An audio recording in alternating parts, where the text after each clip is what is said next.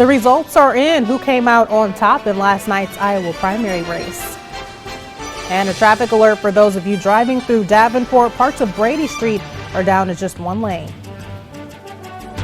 WHBF is local for you. This is Local 4 News this morning. Good Wednesday morning, and thanks for watching Local 4 News this morning. I'm Emily Scarlett. Polls closed for the Iowa primary elections right around 9 last night. The races have decided who will run for state and local offices in the general election this November. Local 4's Greta Patrick joins us live in our newsroom with the final numbers from the polls last night. Greta, who are the candidates going to be? Well, good morning, Emily. Locally, last night's primary decided who would run for Scott County Sheriff and the Board of Supervisors, but one of the biggest races we've been following is the race for the Democratic candidate for U.S. Senate. It was a race between 4 candidates, and the declared winner is Patty Judge. She secured the nomination with 48% of the vote. Second place went to Robert Hogue with 39%. Come November, Judge will face off with Senator Chuck Grassley, the Republican incumbent who's been a senator for more than 3 decades. Judge said in a statement, "I'm incredibly grateful to my supporters across Iowa who made tonight's victory possible. I'm ready to begin the next phase of this campaign and challenge Chuck Grassley by holding him accountable for his 42 years in Washington." In the race for the Scott County Sheriff, the Democratic candidate is going to Peter Baud, who won over Lamarck Combs with 54% of the vote. On the Republican side, Tim Lane won the Scott County Sheriff nomination with 50% over Chad Cribb and Thomas Gibbs.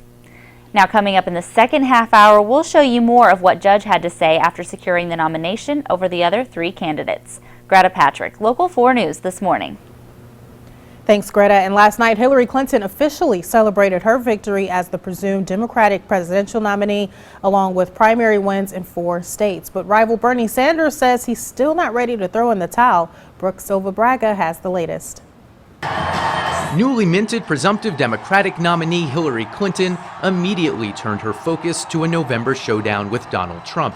When he says, "Let's make America great again," that is code for let's take America backwards. The former Secretary of State expanded her delegate lead Tuesday, winning a majority of the 6 states in play. She once again slammed her Republican rival, including his latest dust-up with a judge presiding over lawsuits against Trump University. When Donald Trump says a distinguished judge born in Indiana can't do his job because of his Mexican heritage, it goes against everything we stand for. At his own event, Trump fired back at his likely opponent. We will never enter into any conflict unless it makes us safer as a nation. This is the opposite of Hillary's foreign policy, which invaded Libya, destabilized Iraq, unleashed ISIS. After winning all 5 Republican contests yesterday, Trump made an appeal to Bernie Sanders supporters. We welcome you with open arms. Believe me. The Vermont senator vowed Tuesday to campaign until the convention. Next Tuesday, we continue the fight in the last primary in Washington, D.C. Sanders will head to the White House tomorrow for a meeting with President Obama. Brooke Silva Braga for CBS News, New York. And for more on the presidential campaign as well as national and Iowa primary results, head to ourquadcities.com. Today, Davenport City Council will talk about their plans for the land currently housing the Rhythm City Casino. The river-based casino is set to shut down when the new land-based casino opens on June 16th. The city plans to demolish casino-related parking lots and infrastructure around the site. The land will then be transformed into a green space, which could be redeveloped in the future. The council will discuss some of the possible development options at today's meeting. That starts at 5:30 this evening. Davenport plans to add more safety netting around modern Woodman Park. Now the city is opening the work up for bids. The work will more than double the current netting. That's more than 3,000 feet long. Major League Baseball's commissioner recommends the larger netting for every ballpark to protect fans from foul balls and broken bats. Rock Island city leaders shared their goals to improve the city yesterday. They say they get the most complaints about the conditions of streets and alleys. The second priority on their agenda is the new Walmart construction. City leaders tell Local 4 News work is still being done with Walmart to get the Rock Island store off the ground. Mayor Dennis Pauly says the city is currently in the process of creating action plans. We know that our streets are in bad shape and we have to do something about them, and we can't keep doing them incrementally just a little bit at a time. So we're going to come up with a long-range plan. It's probably going to be as much as a 10-year plan, but we're going to come up with a funding mechanism for that that might include bonding. Mayor Pauly says they're still working on plans for each of their goals. A fire in Eldridge damaged part of a building and destroyed a truck. It happened around 7 o'clock last night. The owner of Larson's Diesel Performance says one truck in his shop is a complete loss. A portion of the shop itself was also damaged. No word yet on a possible cause of that fire. You might need to take alternate routes for your morning drive. Brady Street is down to one lane from Palmer Drive to 14th Street. Crews are repairing a damaged water line there. Workers from Langman Construction were working on Brady Street yesterday when they hit a water line connected to a home. The company's project manager says traffic will be back to 2 lanes sometime later today.